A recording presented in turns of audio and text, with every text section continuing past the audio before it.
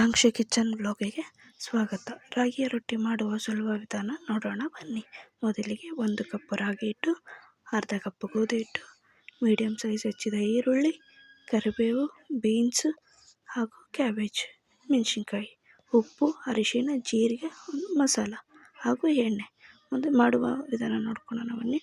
1 cup ರಾಗಿ ಹಿಟ್ಟು, 1 cup ಗೋಧಿ ಹಿಟ್ಟು, ಮೀಡಿಯಂ ಸೈಜ್ ಹೆಚ್ಚಿದ ಈರುಳ್ಳಿ, ಮೆಣಸಿನ್ಕಾಯಿ, ಬೀನ್ಸು, ಕರಿಬೇವು, ಕ್ಯಾಬೇಜು, ಉಪ್ಪು, ಅರಿಶಿನ, ಜೀರಿಗೆ ಎಲ್ಲವನ್ನು ನೀಟಾಗಿ ಮಿಕ್ಸ್ ಮಾಡಿಕೊಳ್ಳಿ. ಹಾಗೂ 1 ಟೇಬಲ್ ಸ್ಪೂನ್ ಎಣ್ಣೆ ಹಾಕಿ ನೀಟಾಗಿ ಮಿಕ್ಸ್ ಮಾಡಿಕೊಳ್ಳಿ.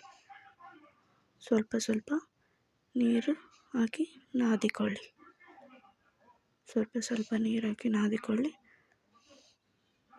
ನೀಟಾಗಿ ಸ್ವಲ್ಪ ಮೀಡಿಯಮ್ ಅದಕ್ಕೆ ನಾದಿಕೊಳ್ಳಬೇಕು.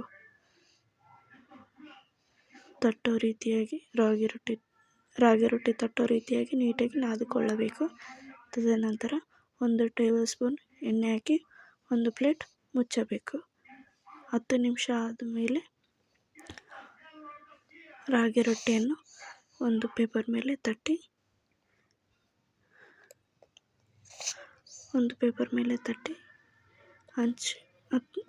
ಹಂಚು ಕಾಯೋಕ್ಕೆ ಬಿಡಬೇಕು. ಹಾಗೂ ಹಂಚು ಕಾದ ನಂತರ ತಟ್ಟಿದ ರಾಗಿ ರೊಟ್ಟಿಯನ್ನು ಹಂಚು ಮೇಲೆ ಹಾಕಿ 1 ಸ್ಪೂನ್ ಎಣ್ಣೆ ಹಾಕಿ